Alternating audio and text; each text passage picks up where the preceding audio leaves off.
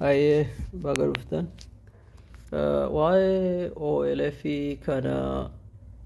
irraa haasofnaa. Waa'een tokko waa'ee OLF lammaffaa uummata keenya akka biyyatti maqaa OLF'n yookaan OLF geeddartan jedhanii fixu jiran kadhumatu jiru Oromiyaa keessatti lafa isaanii keessatti lafa isaanirraa godaansan giddiin saaminsaan dhumu jiru sanirraa haasofna. Sadaffaan uummata OLF dadhabbiin uummata kana du'iinsa isaanii irraa ittisuu dadhabu uummata kana naabseen isaanii kadhumatu jiranii Amaara jalatti uummati OLF uummati waraana Oromoo ka uummata Oromoo kana uummata Amaaraa kana irraa ittisuu dadhabbiin isaanii akkamitti dadhabu hagana dadhabbiin hagana isaanirra itti heddummaate uummata keenya nyaapha kana itti dhiisanii maaliif itti dhiisan uummata kana du'a kanarra maataa uwwatamaa irraan dhoowwine isi uummata Oromoo waraanni Oromoo akkamitti hagana xiqqaatee sanirrallee irra haasofnaa. Ammallee uummata Oromoo liidarshippii yookaan dura bu'aa uummata Oromoo ka silaa uummata waraan uummata Oromoo kana bakka bu'ee uummata ala jiran ka Ameerikaa keessa jiran ka lafa faranjii kana keessa jiran akkamitti maalirra jiranii maal silaa godhuun wanni isaan silaa godhuu malan maali isi wanni isaan silaa godhuu malan biyya kana alaa kana keessatti isaan godhu jiran moo godhutti hin jiran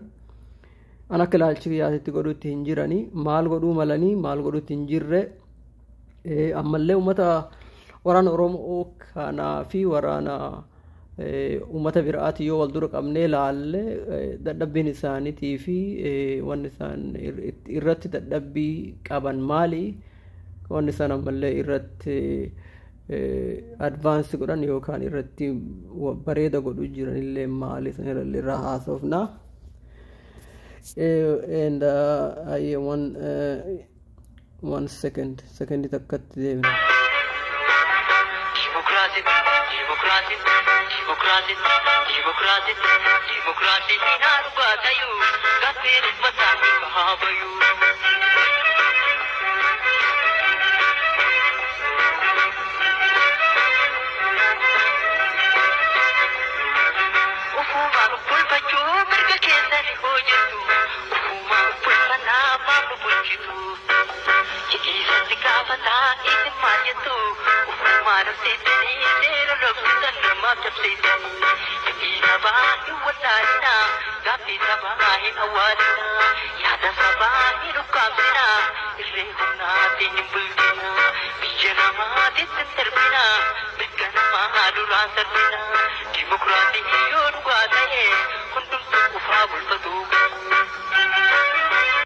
Assalamu alaikum deebine amma wanni jiran ummati Oromoo biyya Oromoo keessa lafti ummata Amaaraa kunin lafa isaanii keessa seenee ajjeesu jira yookaan fixaumsi isaanii saaminsa irra jira right now afaan Ingiliishiitillee ni jedha. The Amhara people, the Amhara militant Yokan Warani basically crossed over the border. It's been slaughtering, killing people, taking the properties of the Oromo, taking the lands and everything that the Oromo people have, killing people, and also taking the lands and the livestock as well. Not only that, the Oromo Ummati Oromo army, the Oromo army failed to protect the Oromo people in Oromia, which is very strange. Wangarte ummata lafa isaanii keessaa dhufanii lafa Oromoo keessaa dhufanii saaminsaaf ajjeecha lafaayyuu fudhatanii ummati kun hin baqataa kaafeen ajjeessanii manarra gubanii lachuuyyuu ummati OLF fi ummati Oromiyaa Gabramentiidhaan kunin dadhabanii ummata xiqqaa ummata Amaaraa xiqqaa Fenoo ofiin jedhan kana dadhabanii baqatanii akkamitti ummati kunin lafa isaanii keessatti nagayaan jiraachuu dhabee lafa isaaniitiyyuu irraa ari'anii akkana fixuun maa itti dhiisanii yoo hagana noo godhuu hin dandeenye if the OLF is not willing or able to protect their people even from these smallest groups ummata Fano ofiin jedhu kunin kana yoo dadhaban if they're not willing or able to protect people from these small groups then why are they there? Maalif achi jiran? What are they there for? If they cannot protect the people's life, the OLF, then what are they there for? They are basically useless. They have been around. OLF, ummati OLF kun hin ganna 75 turan. Oli you ganna 75 irra olimi. OLF, they've been around over 75 years. Lafa isaanii jalatti, this is what is happening right now in Oromia. Ummati kunin ammatu Amaaraa kunin taate hattuun adda adda. There's so many crime going on in Oromia right now. The people are being killed on daily basis, robberies, killing, and the government in either side, either the government is killing people, the Oromo, even the OLF is killing people as well, the Amhara is killing people. Lafatana keessatti ummati kummarruuyyuu ummata ajjeesuu ummata saamuu malee nagaya ummata tiksurra hin jiran. None of these people are there to keep to look out for general population. They're not there to keep the peace. They're not there to look out for the general public. All in all, there seem to be almost similar culture of violence, culture of robberies. Everybody is taking for themselves. Ummati marruuyyuu qabeenya namaa saaminsa malee. All of them, they're basically taking turns in every village that they come through. I'm talking about the military of any kind, any groups. They seem to be going and helping themselves to the lives of the people, to the land, to anything that they see, like savage animals, animals, killing lives and taking whatever the person has. This is not a sign of a democracy. This is not something ummata akkanaa jalatti akkami jala jiraachuu danda'an. How do you envision to be living under this kind of government if any of these groups become government ta'uu yoo danda'an boodarratti? And so amma kan dhagayetti ummata Karrayyuu jedhan tokko there's groups or the area in Oromia that's controlled by or under Karrayyuu. The Karrayyuu ethnic of Oromo, Karrayyuu is being their land over 50 miles is being taken by Amhara Feno groups. That's what's been said on the news, that Amhara Feno groups have taken 50 miles across the border into Oromia. 50 miles have taken the area, and that's what is being said. And not only taking the land, but also they taking the resources, taking the livestock, like a goat, camels, market, whatever is in the market. They're basically robbing people and giving what is being sold in the market and giving it to the Amhara ethnic groups, and also the lands, the houses, the business is either being burned or the people are forced to pay some money for the businesses to not get burned, and for their lives, even the land that they're living on, they have to compensate these rebel groups. This is very troubling. Waan akkanaa kunin akkamitti tahuu dandeetti warra OLF kana jalatti. Ummati OLF kunin if haganumaayyu ummata Oromoo irra nagaa tiksu yoo dadhaban, then what is the point of having them as a representative of the Oromo? Ummata akka Oromoo bakka bu'ee dhaabate nagaa ummata Oromoo bilisummaa tiksu yoo ummata lafa saanuu ka keessa jiran nagaa tiksu dadhabanii hagana nagaa ummata kana irraa eeguu dadhabanii ummata keenya achi isaan jalatti yoo dhumu jiraate yookaan isaan jala dhuma yookaan ummata biraa akka biyya seenetti ummata Oromoo fitu jira. This doesn't make any sense to me. Tokko isaanii takka jedhe ummati OLF kunin ka dura bu'aa OLF ifiin jedhu ka biyya Ameerikaa alaa kunin rakkinni ummati isaanii dhaadheessutti hin jiran waa takka godhutti jiran ka ala jiru kunin waa takka godhutti hin jiran ummati ala jiru kunin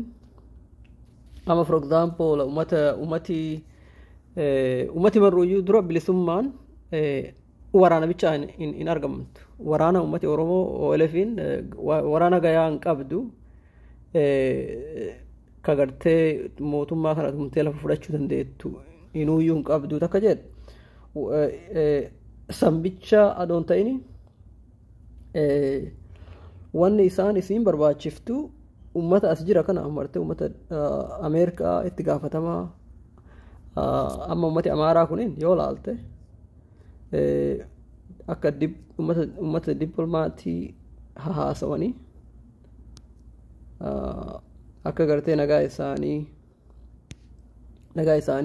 eegu. Amma for example ummatummaan Amaaraa kuniyyuu they basically meet with the diplomat taate for example nama akka Mike Hammer jedhan kana yoo laalte you'll see some pictures. For example jaartin tunin ummata AA jedhan namicha kana faa waliin meeting godhan Mike Hammer ummati OLF itti gaafatamaa dura bu'aa kafeen jedhu kunin ummata gartee ka State Department dalagu itti haasawanii silaa akka rakkinna ummati Oromoo ummata kana haasawanii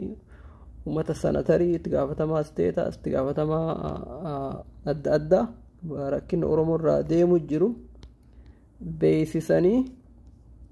waan barbaachisu for example waan gartee nagaa akkam barbaachisu ka warri irra dalagu barbaachisu nagaa akkam balaa isaan irra deemu jiruu fi nagaa ummati Oromoo barbaadu akkamitti gartee governmentii akkamii leadershipii akkamii uumuu barbaanna biyyatti qarqaarsa gaggaafatanii jechuun amma for example ummati akka Amaarummaan kun yoo laalte yookaan ummati Tigree akka dur tare sunin every weekend maraayyuu ummata foreign diplomat kenan kana diplomatiin ummata akka amareefata agarsiisa kun this is what they call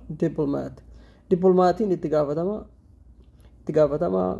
Department of State America ka bakka bu'ee isaanii dubbatu كيوكان بكبو rakkinni lafa adda adda irraa jiru ummata lafa adda adda irraa jiru san dhufanii rakkinna isaanii itti himatanii namichi kuniin qoonqa afaan Ameerikaa waan ta'eef rakkinna ummata sanii san fuudhee for example rakkinna ummata Oromoo fuudhee ummata itti haasa'ee nuu dubbadhaa jedhaniini nami adda addaa organization adda addaa yoo pushii godhe rakkinni ummata Oromoo itti haasa'u san baalama fuudhee fi qabatee fi wayita Itoophiyaa ummata Itoophiyaa kana waliin haasa'u jechuun itti gaafatamaa Itoophiyaa waliin yoo haasa'u wayita ummata Itoophiyaa kun qarqaarsa warra Ameerikaa irraa feena jedhanii itti dhufan rakkinna ummata Oromoo san dura kaaya haga waa takka qarqaarsa tokkollee ittiin kennine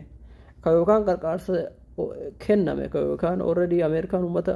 Itoophiyaa kana kennite immurra qarqarsaniyyuu isinirraa murra yoo rakkinna kana hin dhaabin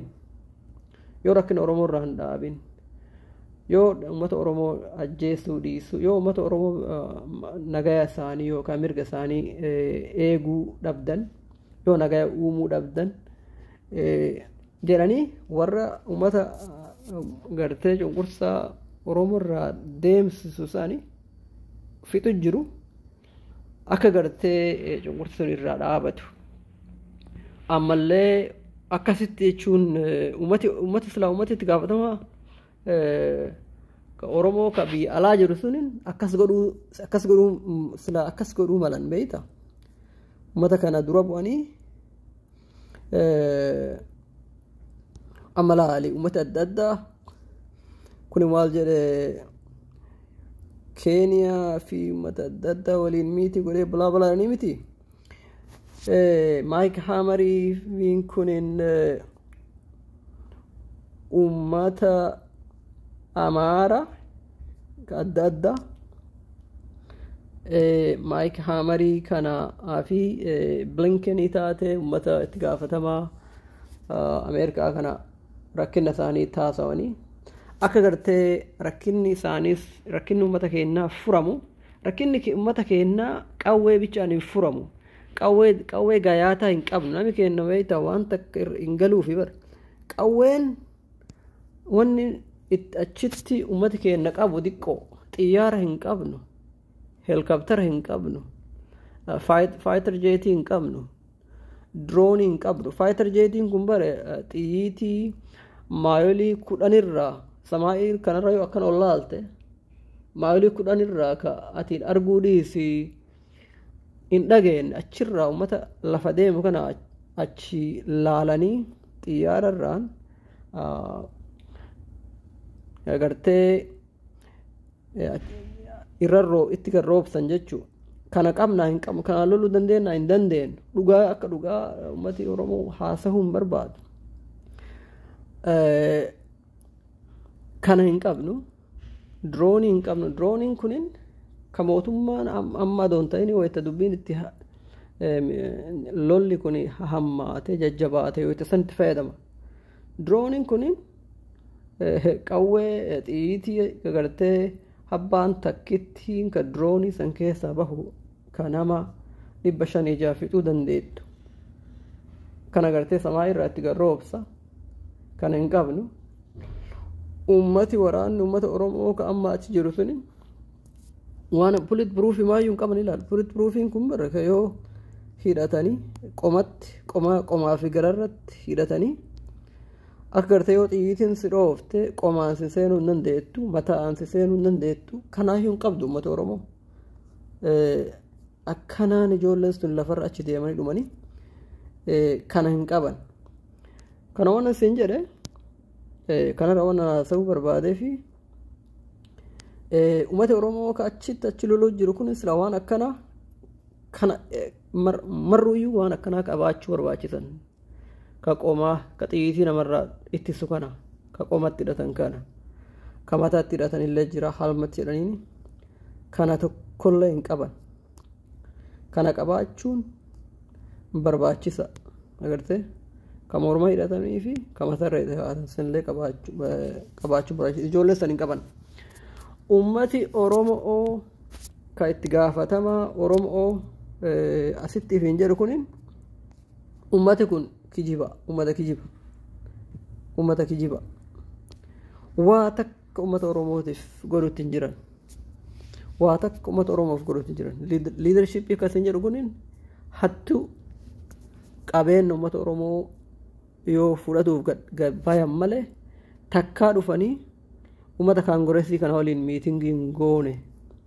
akka ummati amaaraa amma kalee dhufe kun kaji'a lama sadii keessa gabbahee ummata isaanii walitti waraana achi uumanii biyya isaanii keessa waraana uumanii ummata mootummaa lolu jiran san addunyaa Ameerikaa kana keessatti torbaan maraayyuu warra itti gaafatama steeta they meet with the state senator waliin miitii godhan Congress waliin miitii godhan state department waliin miitii godhani Ameerikaa bicha hin ta'ini addunyaa kana mararrayyuu Yuurooppii keessa Austraaliyaa keessa Chaayinaa keessa UK keessa nagayaa fi rakkina isaanii irra deemu jiru maraayyuu ibsatanii itti ibsanii akka gartee ummati waldhaas isaanii tahee wayita duubatti wanni kun marruyyuu bare wal mari'at deebiti miti when it comes to yaa insa lola dhaaba waliin haasawaa jedhanii gartee nagaa uumuuf deemtu san ummata addunyaarra jiru kun ka gartee huyna qabu jechuun ka dippilomaatii taatee fi mootummaa akka dalagu ka gartee taa'ee wal dhabbii isaanii hiikuu fi nagaa uumuuf haasawu kun marruyyuu rakkina ummata kanaa maraayyuu hin beeka ummata amaaraa rakkina isaanii hin beeka in afaan isaaniitti dubbatanii fi bakka bu'anii dubbatanii jechuun kiyya akka isaaniitiin hiikumsa nagaa isaanii hiikumsa lola isaanii lola achi dhaabatanii isaanii lola jechuudha isaan loluu bicha adoon ta'ini waan isaan akka isaaniitti fedhanitti isaanii kennan jechuudha akkana nuu godhaa akka isaan fedhanitti isaan godhanii nagaa akka isaan isaanii fedhanitti muraniif maqaa badaallee ummata keenya irratti tuulanii achirratti amma ummati Oromoo ummata Muslimaa ummata Teerestii ummata Al-Shabaaba ummata Al-Qaayidaa kana ummata gartee amantii fi jedhee wal fixuu nama fixuu ummata nagaa hin beekne ummata gowwaa jedhanii ummata adii kana akkasiin ummata keenyatti hin amanne ummata keenya shakkan godhanii lafa Itoophiyaa kana harka deeffachuuf deeman guarantee you sila ummati keenya ka ummata leadership jedhanii dura bu'aa ummata OLF jedhanii ka biyya alaa jiru kunin waa takka godhutti hin jiru Oromoof waa takka godhutti hin jiran saaminsaa fi kijibaa fi hanna malee dalagarra hin jiran kana sirra beeku jira ummata kana ifirraa darba akka feetaniin ifirraa yoo darbitan darba ifirraa yoo ajjeechallee taate ifirraa ajjeessa ifirraa darba yoo kabiraa bakka buufatanillee bakka buusaa ifirraa darba ummati Ameerikaa irratti itti gaafatama Oromoo jedhee boolla keessaa bahee wayita mallaqa guuran bichaa malee kaka'ee ummata itti gaafatama ummata Ameerikaa kanatti haasa hin jiru je kana keessatti ummata Amaaraa kalee uumame kunin militariin Amaaraa kalee uumame ka ummata Itoophiyaa kana lolu jiru kunin torbaan maraayyuu ummata Ameerikaa kana haayar godhate mallaqa looyera ummata Ameerikaa kana mallaqa kenneefi nu dubbadha jedhanii isaanii dubbatu jiran akkami isaanii dubbatan rakkina Amaaraa Itoophiyaa fi ummata Oromoo Amaaraa ajjeesu jiranii Amaaraa duguugu jiranii Amaaraa fixu jiranii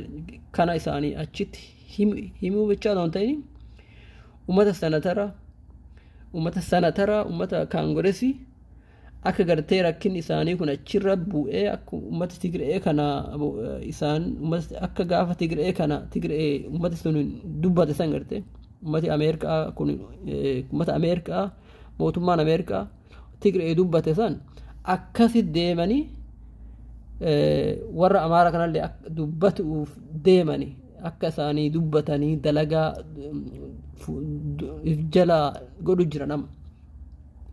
أمتا اتقافتما استيتت هاسو جراني اتقافتما وردا أكا وردا تبي أمريكان كيسات سيتي كانسول جراني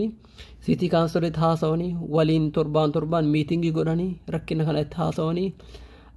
ammallee gartee seera akka seerri baafame ka ummata Itoophiyaa kana yookaan mootummaa Itoophiyaa kana akka gartee waa ummata bada'a mootummaa bada'a jedhu seera akkasii baasanii akka gartee kaangoreesirra seerri sun gahee rakkin akkana kana akka ummati kaangoreesii Ameerikaa rakkin akkana jiradhanii dur warra mootummaa Itoophiyaa san dura dhaabatu godhan akka mormiititti kun maal godha pureeshara godha akka mootummaan Itoophiyaa qabeenyi tokko Ameerikaa irraa isaan hin geenne godhan agartee akka gartee wal dhabbiin boodarratti dhufu ummata Itoophiyaatii fi ummata biraa lafa biraa keessatti yoo dhufellee ummati Ameerikaa Itoophiyaa kan qarqaarre isinin qarqaarruu akka ummati Ameerikaa kun Itoophiyaan jedhu godhan agartee militarii waa'ee militariitii fi meeshaa militariitiin isin bira dhaabannu wanni isin bira dhaabannee deemu jiraate yoo jiraatellee isinirraa kunna mallaqa isinirraa kunna kana mara Ameerikaa akkana akka Itoophiyaa warri Ameerikaa kun Itoophiyaa garagalee Itoophiyaa gartee hammeeffatee waan hamtuu Itoophiyaa irraa wayita haasa'uu jalqabe ummata itti gaafatama Ameerikaa isin jedhu jira bara ummata senatara itti gaafatama isteeta itti gaafatama naannoo kunin yoo rakkin akkasii akka rakkin akkasii sun hin uumamu ummati Oromoo kun godhuutti hin jiran ummati Oromoo gartee liidarshippii ummati Oromoo jedhu kun waa takka ummata Oromooti godhuutti jiran amma kun akkana kun amma kana amma afaan Ingiliishiitiin qaraa'e kun maal jedha kan asirra kana qaraa'aa an akka ilaalcha kiyyaatitti liidarshippiin ummata Oromoo leadershipin ummata Oromoo ka ala jiru kunin hattu jedha ummata waa takka dalaguutti jiran they don't work for Oromo freedom bilisummaa Oromootiif dalaguutti jiran bilisummaa nafsee fiitii hannamma hannaa fi kadhaa mallaqa Oromoo malee waa takka ummata Oromootii godhuutti jiran OLF leadershipin waa takka ngoone alatti ka ala jiruun kunin nagayaan jiraatanii am isaan asitti ijoollee isaaniitii fi faamiliin isaanii maru nagaan jiraatan garuu ummati Oromoo ka achitti waa'ee lola Oromoo ka deemu san dhugeeffatanii ummata Ameerikaa nu tumsu jiradhanii achi dhumu jiran ummati Oromoo ka biyya jiru faamilii isaaniitiif isaanilleen ummati Amaaraa kana lubbuurraa ciru jira agartee ummata Amaaraa kanatti lubbuu isaanirraa ciru jira akkuma agartu kanatti ilaala akkanatti Oromoo OLF support goota jedhanii maqaa Oromootiin nami lubbuun isaanii cirame qabeenya isaanii dhabanii lubbuu isaanii dhabanii akkana duu jiran maqaa ummata saree kanaan ummata badaa kanaan agarte waraan ummata Oromootiif miti kan jedhu jiru kun ummata leadershipii kana ummata bada ummata hattuu kana abaarsa ummata Oromoo irra jiru kana ummata isaanii ummati kunin abaarsa wallaala malee akka haala bilisummarraa karaa bilisummarra gahuu jijjiirama bilisummaa fiduu karaa kamiin irra gahanii hin beekan ummata haywaana ummata takkaa bilisummaa waan taateyyuu afaanumaan lallabu malee waan akka irra gahuu danda'an akka itti irra gahan hin beekan jechuun waan nama aarsaa ta'u akka malee nama aarsaa maaliif nama aarsaa ummata Oromoo duu jira bilisummaa jedhanii faarsanii ummata waraana achi badee jiru sani ummati Oromoo ori'ee achitti qabeenya isaanii bichaa osoo hin ta'in faamiliin isaanii haadha abbaan isaanii maqaa isaaniitiif maqaa uummata OLF kanaan achi dhumu jiran achi saamamu jira ganna hagamitti OLFin jalqaba gaafa OLFin jalqabdirra amma ganna 75 ol jirti ummati ku waa takka wanni isaa waa takka irra gahuu dadhabanii fi huyna waraanaatii miti OLFin huyna waraanaa dadhabbii hin qabdu ummata alaa kanatti waa akka politika engage godhuun beekan maal godha ummati OLF kun ummati Tigree kun maal godhame ummati Suudaanii kun achi wallole sunin raabooliin ummata waraanaa gurmii waraanaa wayita walloltu nagaa hiikamsuu bichaa osoo hin ta'in lolli achitti qaqawween deemu san irraa tuunfatee ka ala jiru kanatti mootummaa alaa kana haasawan kaangiresitti haasawan state sanatari haasawan city councilitti haasawan imbaasidaratti haasawan diplomaatii Ameerikaa bichaa osoo hin ta'in ka ummata biraalletti akkuma amma laali Australia kaangiresii Australia sanatari Australia sanatari yookaan itti gaafatamaa warra UK kana tahe ammata addunyaa kana maraayyuu itti haasoftee isaan akkasii dubbatanii lafa isaanii san keessatti uummata Oromoo hin jiraa miti akkasitti sanii yookaan akka nama achi keessa qubatutti itti haasawanii uummata kana harka kan kee keessa deeffatte itti haasawu bichaa osoo hin ta'in akka gartee ummati achi jiru suniin akka gartee nagaya uumuu bichaa osoo hin ta'in qabeenya qarqaarsa ummata Itoophiyaa deemu mootummaa Itoophiyaa qarqaarsa isaan itti ergan akka irraa kutuuf kana godhuu danda'uu qaban abbaa fedhayyuu godhuu danda'a agarte yoo ummata akka organizationatti hin dandeetta laali ammoo laali ummati OLF kunin ka amma as jiru kun ummata OLF hin jedhu ka ala jiru kunin ummata Oromoo walitti qabee mallaqa kadhatu malee saaminsaa fi ummata Oromoo irraa mallaqa guurachuu malee takkaa walitti qabee protestii hin goone amma laali ummati Amaaraa kunin torbaan maraayyuu katama addunyaa irra jirtu kana mara keessatti bahee nama tokko lama nama 5,600 bahanii embaasidara duratti dhufanii state department duratti dhufanii bakka itti gaafatamaan Ameerikaa dalagu kun maraayyuu achi dhufanii demonstrate godhan yookaan protest godhan dhaadeffatu balaa biyya keessa deemu jiru dhaadeffatu bichaa osoo hin ta'in akka gartee ummata keenya kana du'iinsi kun irraa dhaabatu saaminsi irraa dhaabatu nagaya akka uumamu agartee bakka bu'aan ummati bakka bu'aaf hin jiru kun silaa duuba warra itti gaafatamaa alaa kana waliin tattaa'ee haasa'e waan nu feenu kana nagaa akkanaa feena nagaa bichaa osoo hin ta'in bilisummaa akkana feena jedhanii waan murtaa'e takkatti afaan tokkoon ummata alaa kanaan akka ummata Itoophiyaa mootummaa Itoophiyaa sanitti haasawanii mari'iin wanni kunin wahirra geettu godhuu hin dandeenye warri inuuyyuu tattaafiyyuu ran jiran takkaayyuu tattaffan takka anji'a ganna kana keessatti anama guyyaa tokko nagarre ummata OLF kana ummata alaa kana waliin qoonqa Oromoo tahanii dubbatanii fi nagarre guyyaa tokko nagarre afaan Oromootiin wali iyyuu malee YouTube irratti afaan Oromoo eenyu dhagaya afaan Oromoo afaan faranjii kana irratti lafa faranjii kana irratti afaan Oromoo afaan shimbirreeti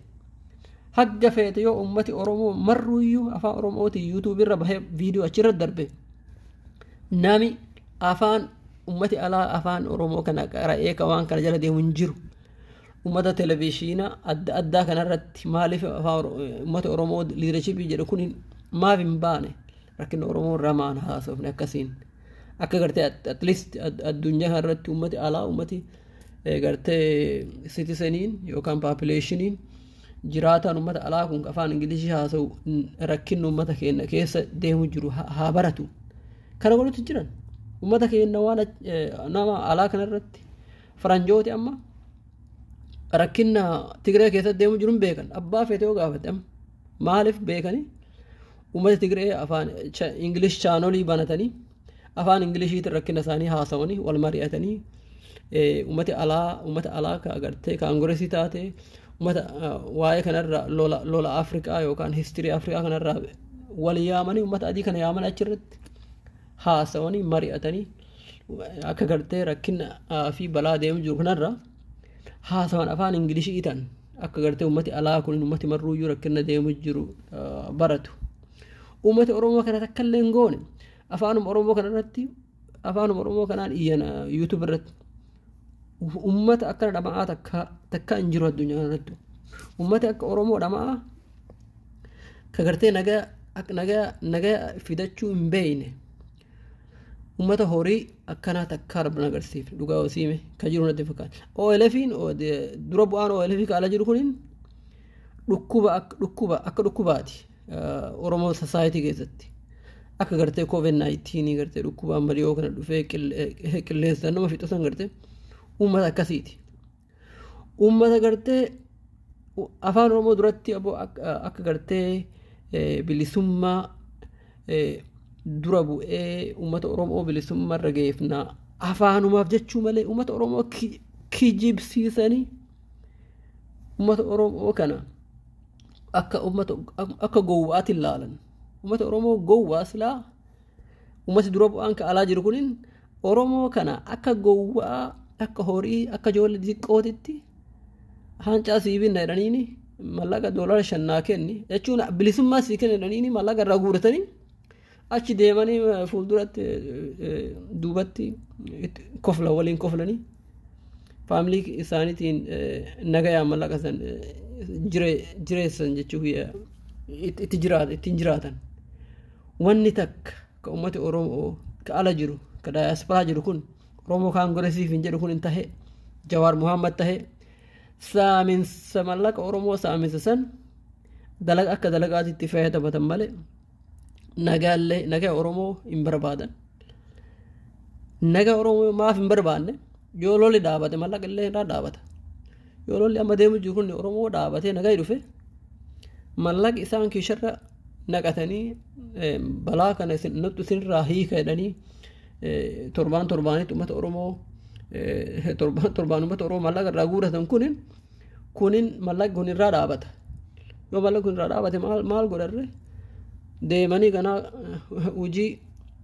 hujii soqanii ummata faranjii kana kadhatanii hujii seenan fedha warri hujii seenu maal hujii seenuu barbaadan yoo akkanaan kijibanii ummata kana kijibanii mallaqa irraa haratanii guuran kanaan akkana jiraatan ummati kun nagaa fedhan agga fedhe ummati kunin ummati Oromoo yoo fedhe walakkaaniyyuu haa dhumatanii yoo miliyoona 15 yoo ummati Oromoo irra dhume ummati OLF kunin dura bu'aan ummata OLF waraana achitti dhumu danqara dhumu sana yaadoon jedhiniin ka asitti ummata ala jiru kunin ka dura bu'aa OLF taate ka OLF Oromoo kaangoresiif jedhu kun marruuyyuu akka jiran ummata hattu kanaafiyyuu dhaamsi ummata Oromooti yan qabu especially ummata ala jiru ummata Itoophiyaa keessa jiru ummata Oromoo OLF jedhu kana maqaa isaaniitiin faamilii keessan ummata keessan haadha abbaa kan keessan fira keessan nagaa isaanii maqaa OLFtiin OLF seeninaa ofirraa eegaa maaliif irraa eegaa ittiin seeninaa waan isin hin jedhuufi nagaa ummata keessanii diigdan qabeen ummata keessanii diigdan ummata maqaa ummata OLF kanaan faamilii keessan ajjeesa warri ummati gartee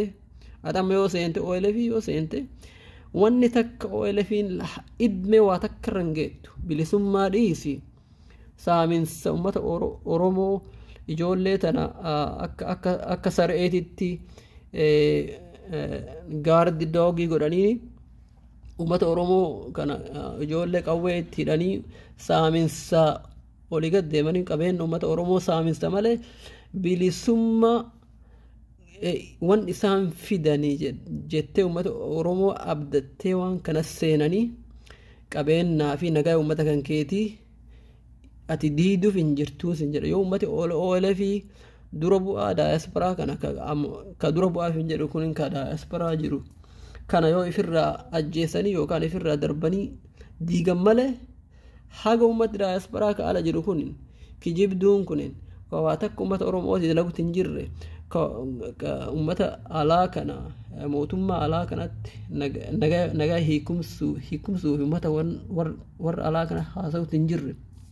ka waan nagaa taatee fi ummata waraana ka achi jiru sun deegarsuu fi ka ala jiru kun hin gartee akka dippilmaatiitti warra alaa kana waliin nagaa fi balaa deemu jirtu warra kana yoo ibsitanii warri kun alaa kun jalan fiigatiin akka ummata Tigree kunin ummata Tigree kun amma laabii waan jedhan organizeeshina adii kana mallaqa haayar godhaniini yookaan hidhanii mallaqa kennanii fi akka isaanii akka warri adii kunin isaanii dubbate ummata pirezidaantii Ameerikaa kanaaf fi yookaan itti gaafatamaa akka pirezidaantii ta'anu sanitti dubbatanii fi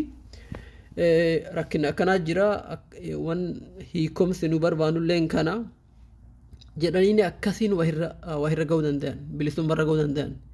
ka achitti qawweeti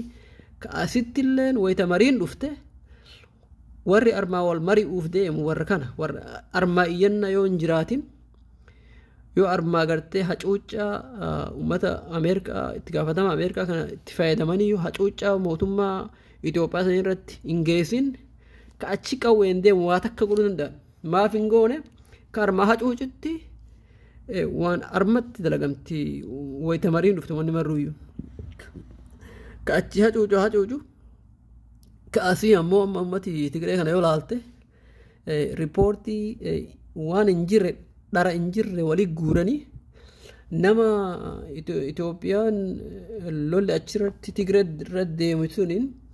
nuhini dhalaan Tigree ka miliyoona lamatti ummata kanatti dhalaa miliyoona lama nurraa salee nurraa ajjeese maaleera aboo Tigreen dhalaa miliyoona tokkooyyuu ka jirtu natti hin fakkaane lafa xiqqoo kanaafuyyuu duuba kijiba uumanii kijiba kana irran kenna warri nami kana eegee cheeggoon hin jiru kanaaf ijoollee militarii xixiqqoo ijoollee gannaaf hin geenne kana Tigree fi ummati Itoophiyaa waraana isaanii naqatanii jedhaniifaa waan akkasitti jira ka ummati Human Rights Reporting kun hin katabelle jira kunilleen cunqurfama waan akkana fa'aa fi akka lolli kun dhaabatu ummati alaa kunin pressure godhan jechuun kiyya Itoophiyaa mootummaa Itoophiyaa kanaafiyyuu warra kanaa jettanii ifii kan keetii nafsee kan keessan dhaboo doon ta'ini akkana faamilii kan kee ummata keessan rakkina irra hin geessinaan isiniin jedha maqaa OLF itiin warri fuudhee isin ajjeesoo doon ta'ini qabeenya lafa faamilii kan keetillee lafa kan keellee lafa gosa kan keellee maraayyuu qabanii isin irraa fudhatanii qabanii isin ajjeesanii maqaa ummata keessanii balleessanii ummata kanarraa fagaadhaa ummata OLF irraa fagaadhaa ittiin seenina maqaa isaanii hin dhayina waa takka ummata kunin ummata abaarsa ittiin seenina isiniin jedhe ummati OLFin leadershipiin waan isaan godhin takka hagam engage with the Western leadership وللناس أفنى أكتربان تكومتي أمارا كون قدو جرسان إنسان ينقولون دندين foreign diplomati ومتى لفعلا ومتى لفعلا كأكا أستراليا كأكا UK كأكا China تاتي ومتى diplomati يجون ومتى for example China State Department akkuma amma American State Department namichi tokko Mike Hammer jedhanii sani ummata akkasii kala adda addarra itti haasa'uu dandeenu ummati OLF kun takka naasofne rakkina kana itti haasawanii akka gartee haasa'u bichaallee doonteeni akka wanni takka kasaan dalagsiisan hin jirru hin dalagsiifne waa takka kaangurees Ameerikaatti illee waa takka hin dalagsiifne sanatara Ameerika illee waa takka hin dalagsiifne governor illee waa takka hin dalagsiifne city council illee waa takka hin dalagsiifne itti gaafatamaa naannawa US department illee takka itti gartee waa takka itti haasawanii wahirra hin geebne wahirra godhutti hin jiruun itti illee haasawutti hin jiran ka ummata kana maraayyuu ummati amma amaarri kun hin kadheen gadda ji'a lama hayyuu hagan turin ka lola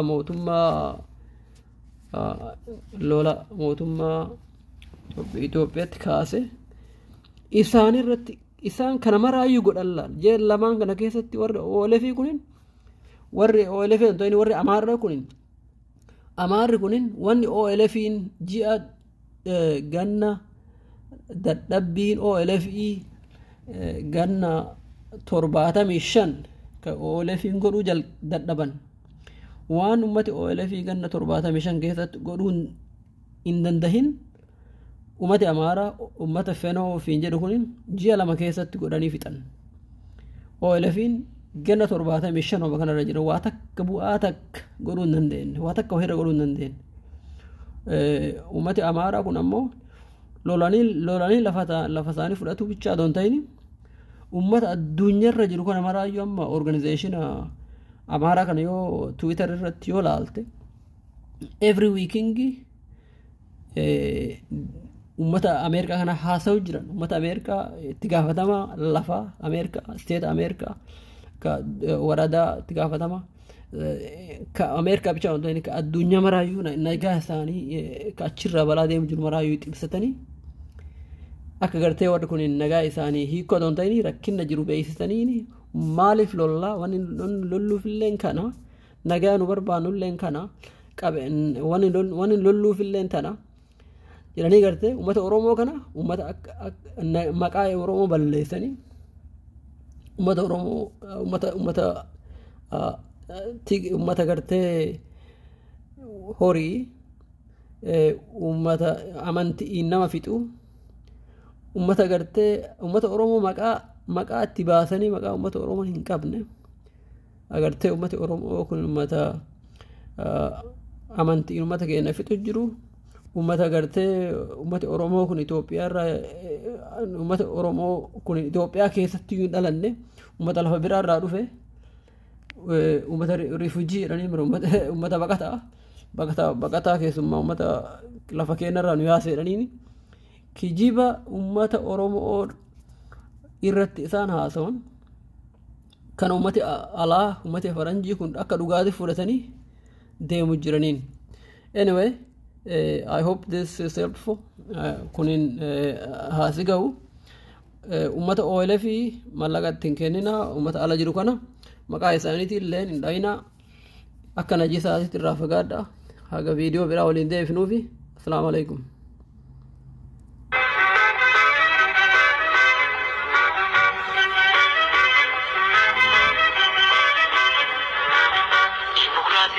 Democracy,